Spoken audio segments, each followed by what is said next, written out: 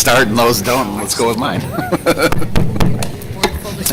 evening, everyone. Welcome to the Common Council meeting for Tuesday, October 9th, day after Columbus Day. Please join me in the Pledge of Allegiance. Pledge allegiance to the flag of the United States of America and to the republic for which it stands, one nation under God, indivisible, with liberty and justice for all. Roll call. Alderman Strelchak. Here. Alderman Bushy. Here. Alderman Meyer. Here. Alderman Wirth. Here. Alderman Garrow. Here. Alderman Ryan Schneider. Here. Alderman Kathleen Schneider. Here. Alderman Nervin. Here. Mayor Abendroth. Here. We have a quorum, and the first item is personal appearances and public comment. Any citizen wishing to address the council on any matter that is not on our agenda tonight may do so at this time. Is there anyone who wishes to address the council? Seeing none, we'll move on to public officials' reports. The mayor has a proclamation tonight recognizing the Homestead High School robotics team, and I will read this to you. Whereas Homestead High School's varsity robotics team, known as number 8680, Kraken Pinion, designs, builds, programs, and operates robots that compete against each other to achieve specified tasks. And whereas the team has won 3 consecutive regional matches, including the Alliance Captain at the Valders High School Regional, the MSRE Regional, Thumb Bump, and the Western Indiana Regional.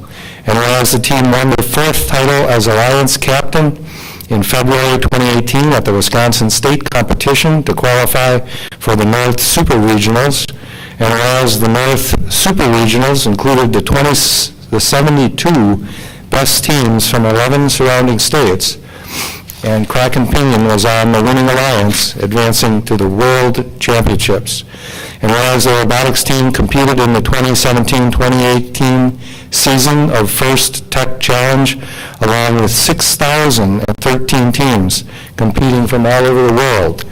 And whereas the World Championships, Homestead High School's varsity robotics team placed 6th in the world. Now therefore be it proclaimed that the city of Mequon takes pride in number 8680 Kraken Pinion's exceptional accomplishments and congratulates the team for ranking among the top robotics teams in the world. In witness whereof I have set my hand and seal this 9th day of October 2018. How about a round of hand? You guys want to stand up?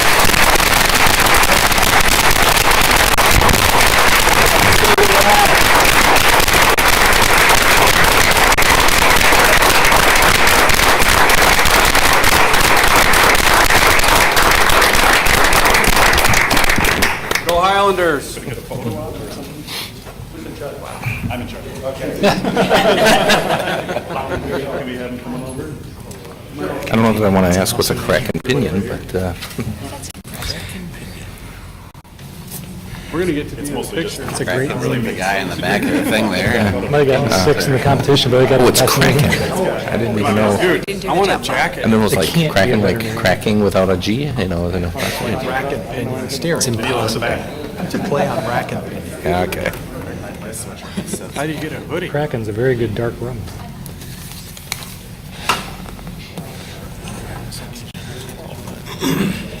No, just these two I wanted to we had to get them done. How about you? Couldn't I stand Really back here with all cool. of us? It's really cool art.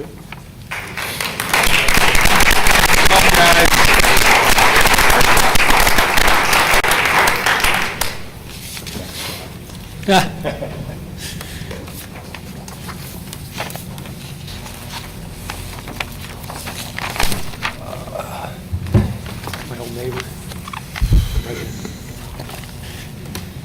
Very cool. Yeah. Robotics. Mr. City Administrator? One house over. Thank you, Mayor, members of the council. Just a couple of quick updates this evening as members of the robotics team file out of the council chambers.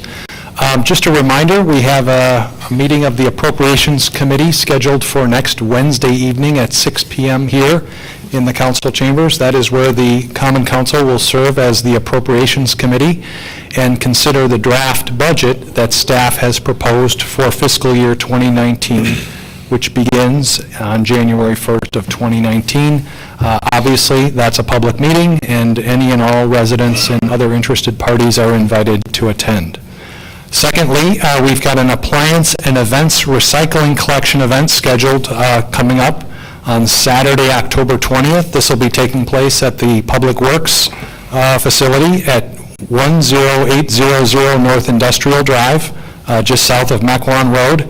We have a flyer on the city's website which lists all of the various appliances and electronics and lawn equipment that is eligible for recycling. I think back in the late spring, early summer, we had about 450 cars show up to our earlier event. So we're looking for another big turnout coming up on Saturday, October 20th. The collection event will take place between 9 a.m. and noon.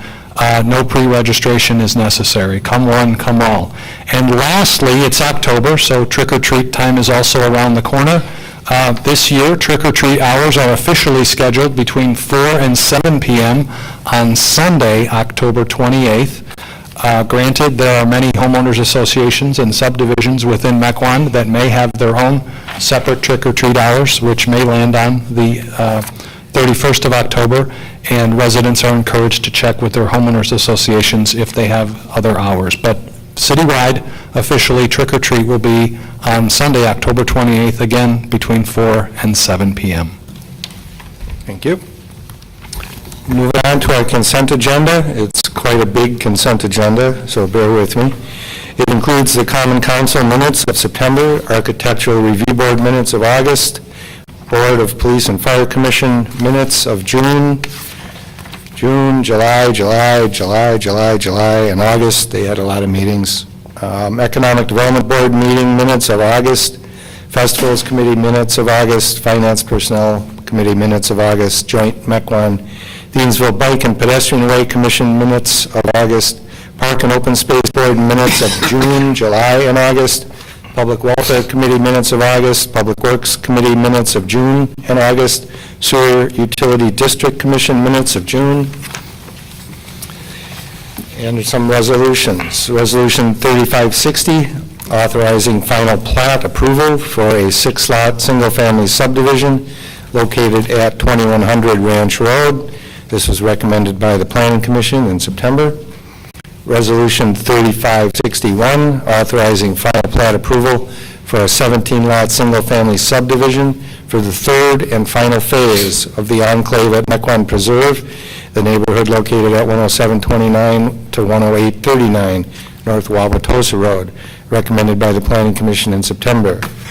Resolution 3562, a resolution canceling the special assessment against benefited property at the enclave of Mequon Preserve in connection with completion of the Wauwatosa Road Sanitary Sewer Expansion Project. Recommendation forthcoming from Public Works. Pass 3-0. They recommended approval. Recommended by Public Works Committee this evening.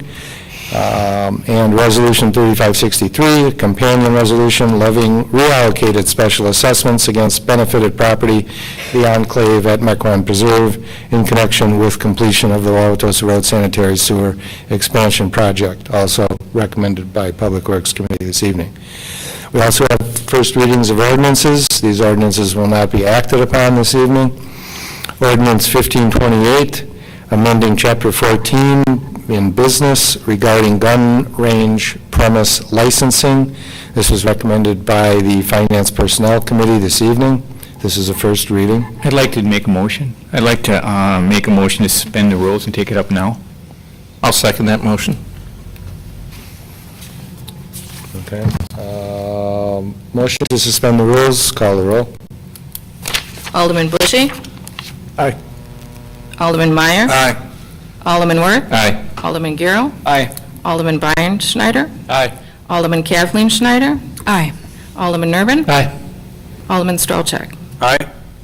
Rules are suspended. You have a motion.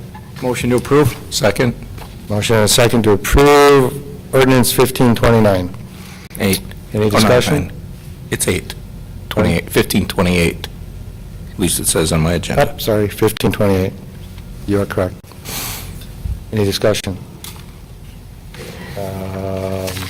All those in favor, say aye. Aye. Any opposed? So ordinance 1528 has now been adopted. Ordinance 1529, an ordinance amending Chapter 58 of the zoning code to rezone the 20-acre property located at 14097, 14155, 14137, and 14207 North Birchwood Drive from R1 Rural Residential and C2 General Conservancy and PUD Planned Unit Development to R1 and C2. They're taking away the PUD on that property. And that was recommended by the Planning Commission exactly 1 year ago, October 9th of 2017. I'd like to make a motion to suspend the rules and take that up now also, please. Second. Motion and second to suspend the rules. Call the roll. Can I, point of order, does that require a public hearing? Yes. I mean, I'm all in favor of it, but don't we need a public hearing to pass that? Yes. No, we don't have one.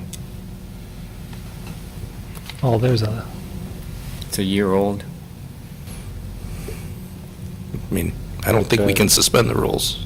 Right, you have to, by statute, you have to have a public hearing, so it's not eligible unless we would have had to have the public hearing scheduled for this evening in order to act on it. Rezoning. Nice try, but I guess it doesn't fly. Okay. Don't call the roll. We will move on. Ordinance 1530, amending Chapter 58 zoning code to rezone the 68-acre property located at the northeast corner of Bonnewell and Riverland Roads from R1 rural residential 5-acre to R1 with a PUD, Planned Unit Development Overlay, recommended by the Planning Commission last evening. This is a first reading. So you need a motion to adopt the consent agenda minus ordinance 1528. So moved. second. Motion and a second to approve. Is there any discussion? Alderman Worth. I would need to have Resolution 3560 removed and voted on separately because I'm going to need to recuse myself from it. Okay, take 3560 out. Any further discussion? All those in favor say aye. Aye. Any opposed? Resolution 3560, we have a motion and a second. Is there any discussion? All those in favor say aye. Aye. Any opposed? That resolution is adopted. The consent agenda is complete. Moving on to ordinances, we don't have any. Resolutions, Resolution 3564, a resolution approving an agreement with the Strategic Research Institute of St. Norbert College, De Pere, Wisconsin, to conduct a 2019 community-wide survey in the amount of $37,500. Recommendation forthcoming from Public Welfare. Public Welfare recommended approval with one slight caveat to it. The original was 36.5, it was increased to 37.5. We approved the 37.5 on the contract, sending city staff back to negotiate on to see if they could drop that $1,000 on it. Being because of the fact that they said that the time frame that we were giving them was they would have to use more resources to get to that time frame. We actually, maybe we'll hit that time frame, but we're actually extended it longer for the survey to be completed. And I move approval. I'll second. Motion and a second to approve. Is there any further discussion? Call the roll. Alderman Meyer. Aye. Alderman Worth. Aye. Alderman Garrow. Aye. Alderman Brian Schneider. Aye. Alderman Kathleen Schneider. Aye. Alderman Nerben. Aye. Alderman Stralchak. Aye. Alderman Bushy. 8-0, and that is adopted. Resolution 3556, authorizing the purchase of a 1-ton replacement truck from Five Corners Dodge, Chrysler, and Jeep of Cedarburg, Wisconsin, and other associated components for a total not to exceed cost of $47,500. Recommendation forthcoming from Public Works. It was recommended 3-0. Recommended by Public Works. Move approval. Second. Motion and a second to approve. Is there any discussion? Somebody ran into this truck and destroyed it. Call the roll. Alderman Worth. Aye. Alderman Garrow. Aye. Alderman Brian Schneider. Aye. Alderman Kathleen Schneider. Aye. Alderman Nerben. Aye. Alderman Stralchak. Aye. Alderman Bushy? Aye. Alderman Meyer? Aye. 8-0, and that resolution is adopted. Resolution 3565, awarding the contract for mechanical system work, HVAC, at City Hall to J&H Heating Incorporated of Port Washington, Wisconsin, in the amount of $33,630. Recommendation from Public Works, Again, passed 3-0. recommended by Public Works. Move to approve. Move approval. Is there a second? Second. Motion and a second to approve. Is there any discussion? Call the roll. Alderman Gale? Aye. Alderman Brian Schneider? Aye. Alderman Kathleen Schneider? Aye. Alderman Nervin? Aye. Alderman Strelchak? Aye. Alderman Bushy? Aye. Alderman Meyer? Aye. Alderman Worth? Aye. 8-0, and that resolution is adopted. Resolution 3566, approving a memorandum of understanding between the City of Mequon and the Mequon Fire and EMS Association, allowing for a temporary increase in compensation for fire inspection duties through March 31st, 2019. This is recommended by Finance Personnel Committee this evening. There were two minor language changes. Paragraph A would read, "City of Mequon is required to provide fire inspection services to every commercial building in the city twice a year." The word "commercial" is added. And in paragraph B, the Mequon Fire Department is currently experiencing difficulty in meeting this requirement. The sentence was changed to reflect what's actually happening. It was recommended with that? Pardon? It was recommended It was unanimously? recommended in that Move regard. approval. Second. Motion and second to approve. Is there any discussion? Call the roll. Alderman Brian Schneider? Aye. Alderman Kathleen Schneider? Aye. Alderman Nervin? Aye. Alderman Strelchak? Aye. Alderman Bushy? Aye. Alderman Meyer? Aye. Alderman Worth? Aye. Alderman Gale? Aye. 8-0, and that resolution is adopted. We have no specified unfinished business. We have no petitions, memorials, remonstrances, or communications. For specified miscellaneous new business, we have one mayoral appointment to the tree board. Move approval? Second. Motion and a second to approve. Is there any discussion? All those in favor say aye. Aye. Any opposed? That is approved. And we have three potential closed sessions. Number one, negotiations concerning the Mequon Police Association for the contract period beginning January 1st, 2019. The Common Council may convene into closed session pursuant to Wisconsin statutes 19.85(1)(e), deliberating or negotiating the purchasing of public properties, the investing of public funds, or conducting other specified business whenever competitive or bargaining reasons require a closed session, and then may reconvene into open session to take such action as deemed appropriate. I would move to remain in open session for a staff update, and then if there's some potential negotiation that we may need to discuss, to go into closed session. I don't think you need to move that. You Well, should make that suggestion. I was reading your memo, or the staff's memo, but yes, that's my suggestion, that would, at least, if there's a tentative agreement that is not necessarily necessary for a closed session. If Okay. we have concerns, then maybe we move into closed session. Okay. We'll take up that item. Yeah, I'm happy to provide an update in open session if that's the council's wish. I have the handouts, and I was going to be on screen. Goes faster. Okay, PowerPoints. I don't get to keep the whole stack?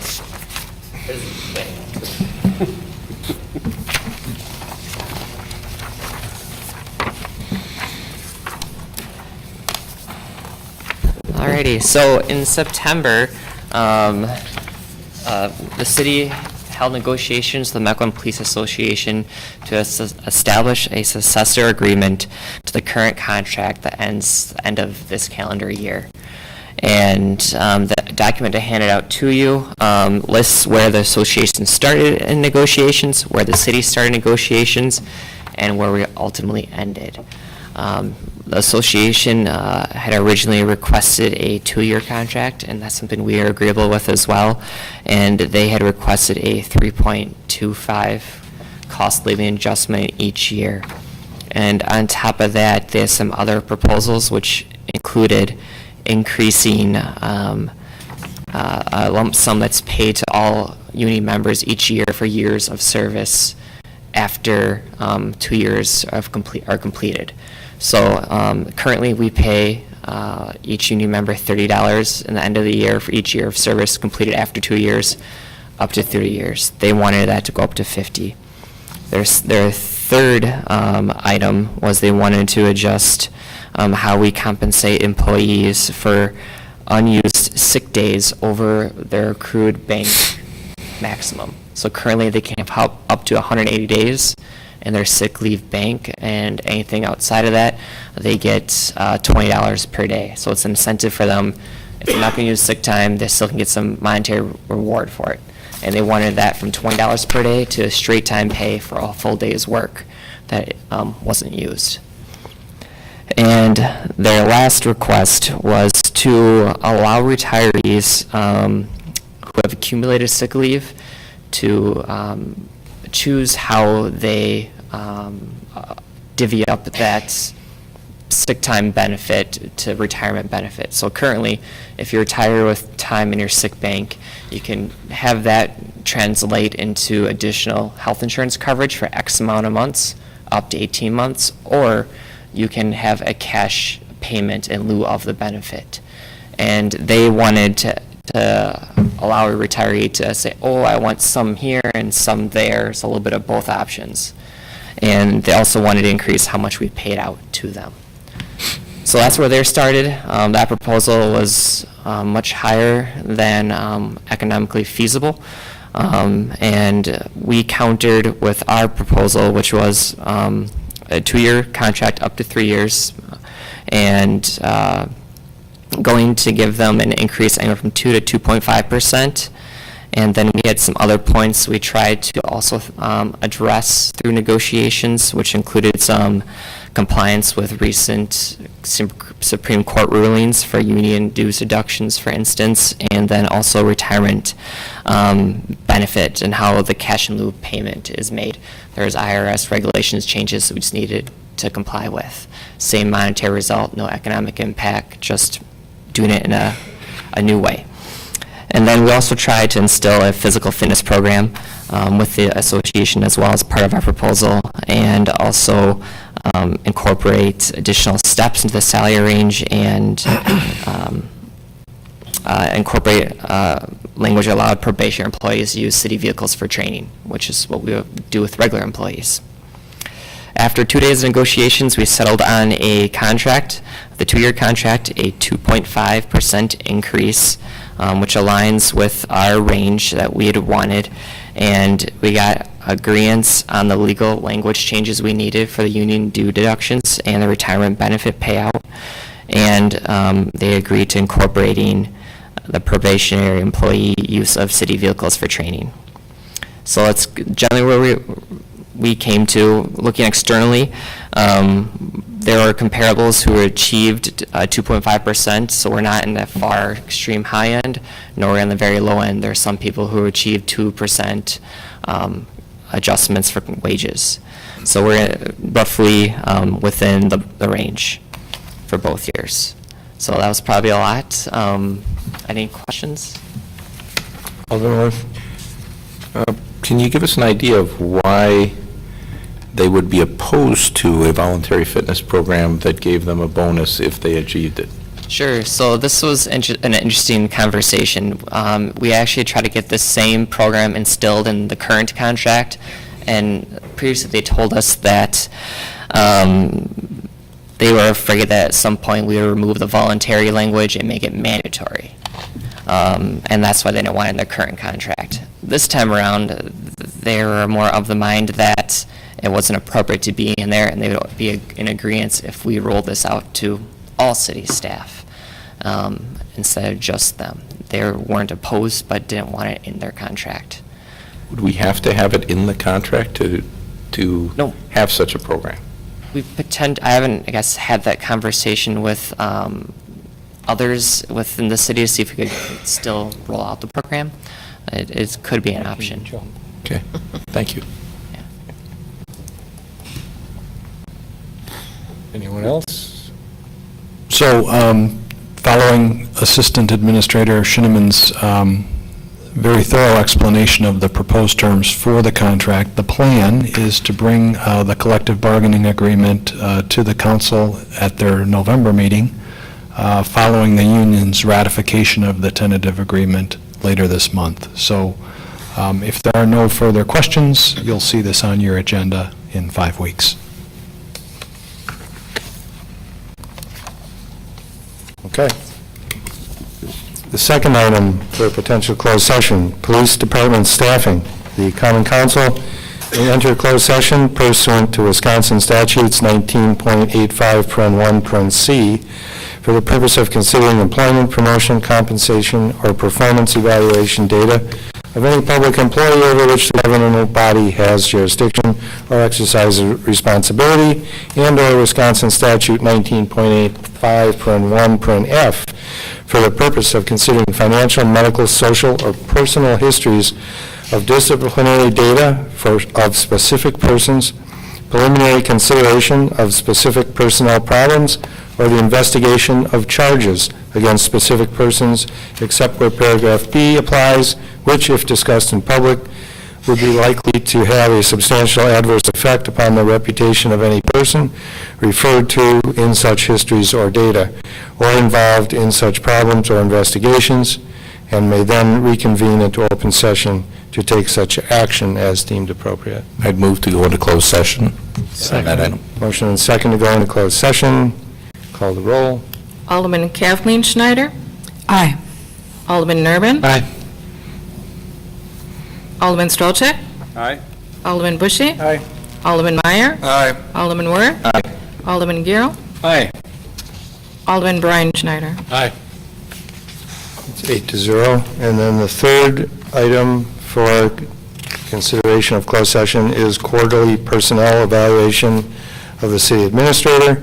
The Common Council may convene into closed session pursuant to Wisconsin statutes 19.85(1)(c), considering employment, promotion, compensation, or performance evaluation data of any public employee over which the governmental body has jurisdiction or exercises responsibility, and then may reconvene into open session to take such action as deemed appropriate. Move to go into closed session. Motion and second to go into closed session. Call the roll. Alderman Nerman? Aye. Alderman Strolchek? Aye. Alderman Bushy? Aye. Alderman Meyer? Aye. Alderman Worth? Aye. Alderman Gale? Aye. Alderman Brian Schneider? Aye. Alderman Kathleen Schneider? Aye. 8-0, and council will now go into closed session. Nasty.